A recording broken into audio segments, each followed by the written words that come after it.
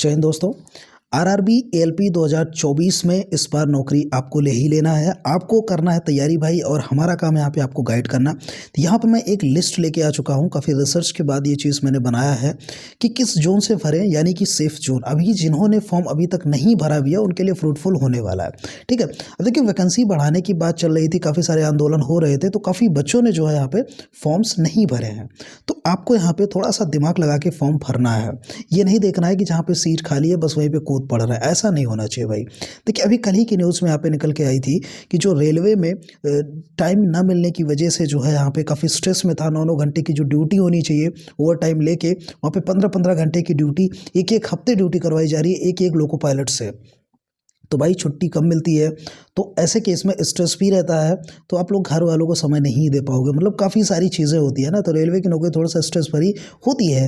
ठीक है, चाहे वो टेक्नीशियन की हो चाहे वो लोको पायलट की हो। तो एक चीज़ ध्यान में रखना है, जो उनको सेलेक्ट करने हुए बस सीट की लालच में नहीं भागना है। ठीक है, फिर भी थोड़ा सा दिमाग लगाना पड़ेगा। सबसे पहला पॉइंट ये ध्यान में रखिएगा कि शुरू में स्ट्रेस होगा भाई। जो जॉब है रेलवे की लोको पायलट की, शुरू में स्ट्रेस होगा। हॉलीडे की कंजम्पशन कम होती है, यहाँ पे हॉलीडेज वगैरह कम मिलते हैं।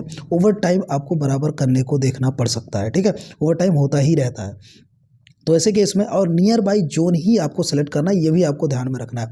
मैं जो बता रहा हूँ उसको देखिए, उसको समझिए, फिर भी अपना दिमाग आपको यहाँ पे लगाना पड़ेगा। ठीक है, चलिए तो होम जोन नियर बाई ही लीजिएगा। ये नहीं है कि आपका घर जो है प्रयागराज में है और आपने बिलासपुर से डाल दिया है। ठीक है, या आप चले गए जो है कोलकाता चले गए आप, ठीक है, बैंगलोर चले गए आप, तो थोड़ा सा ध्यान में रख के चीज़ को करना है। देखिए ये कुछ जोन्स यहाँ पे मैंने यहाँ पे सेलेक्ट किए हैं। टोटल जो है 21 जोन में यहाँ पे वैकेंसीज निकली हैं। उसके अंदर भी एनआर एनसीआर वाले जोन्स हैं, लेकिन यहाँ पे मैंने जो है जहाँ पे सीट्स अच्छी खासी हैं उसको ले रखा है। 8 जोन यहाँ पे है। ठीक है, सबसे पहली सीट यहाँ पे बिलासपुर की बात करते हैं, जो कि सभी इसको टारगेट में लेके चल रहे हैं और काफ़ी ज़्यादा फॉर्म्स इसी से ही डाले जा रहे हैं। ठीक है, तो देखिए बिलासपुर में क्या है, 1192 सीट्स हैं।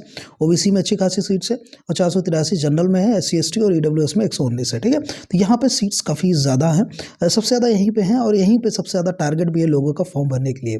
तो मेरे हिसाब से यहाँ पे आपको टारगेट नहीं करना है। ठीक है, पहला ऑप्शन यहाँ पे कैंसिल आउट हो गया। दूसरा चलते हैं सिकंदराबाद में, सबसे ज़्यादा सीट्स है 559 है एक जोन में। एक जोन यहाँ पे इसके अंदर और है, एनआरएनसीआर करके है, 199 दूसरे में है।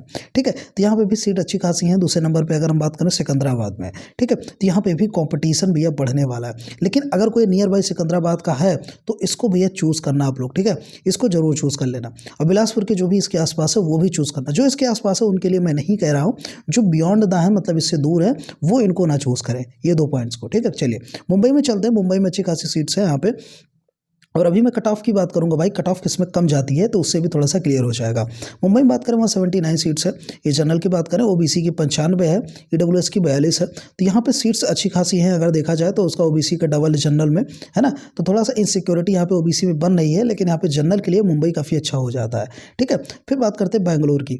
तो बैंगलोर की अगर बात करें 186 यहाँ पे, ओबीसी की 127 है। यहाँ पे रेशियो जो है अच्छा खासा है, तो यहाँ पे ओबीसी और जनरल दोनों के लिए यहाँ पे सेफ जोन हो जाता है बैंगलोर। ठीक है, फिर बात करते हैं भुवनेश्वर की।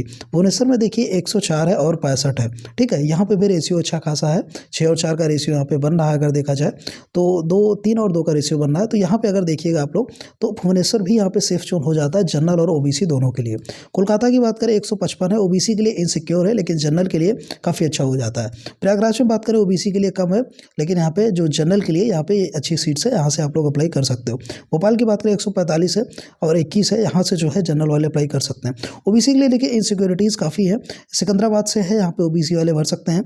और बेंगलोर में सेफ़ है, भुवनेश्वर में सेफ़ है, और मुंबई की बात करें यहाँ भी सेफ़ आपका हो जाता है। ठीक है, तो ओबीसी वालों के लिए काफ़ी कम ही जोन है। लेकिन फिर एक बार मैं आपसे कहना चाहूँगा कि आप लोग near by zone he select करिएगा।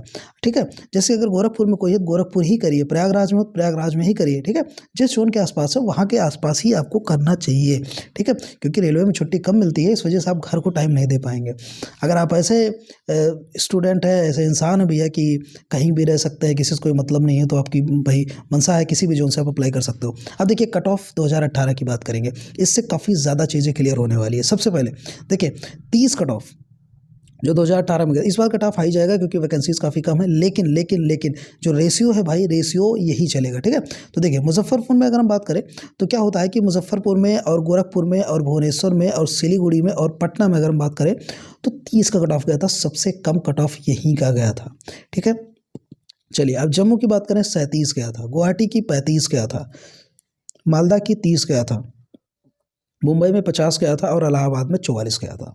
ठीक है, तो ये कुछ मतलब कट ऑफ्स है जो मैं यहाँ पे नोट किया हूँ। सबसे कम कट ऑफ कहाँ पे देखने को मिल रहा है? मुजफ्फरपुर, गोरखपुर, भुवनेश्वर, सिलीगुड़ी, पटना। ठीक है, सबसे पहले आपको करना क्या है कि जो भी आपकी सिटी है, ठीक है, सिटी के आसपास का जोन को देखिए, 3-4 जोन को सेलेक्ट कर लीजिए। अब 3-4 जोन में जो सिलेक्शन आप करेंगे उसमें आप अगर जनरल है, ओबीसी है, उस हिसाब से सीट देखिए किसमें सबसे ज़्यादा सीट्स है ना, फिर आप अप्लाई करिए, ऐसे दिमाग लगाइए। और उन चारों जोन में से ये देखिए कि किसमें कट ऑफ भाई कम जा रहा है, ये भी आपको ध्यान में रखना है। तो उस ऐसे जो है आप लोग चूज़ कर सकते हो। ठीक है, तो कट ऑफ को भी ध्यान में रखना है आपको, स्क्रीनशॉट ले लीजिए।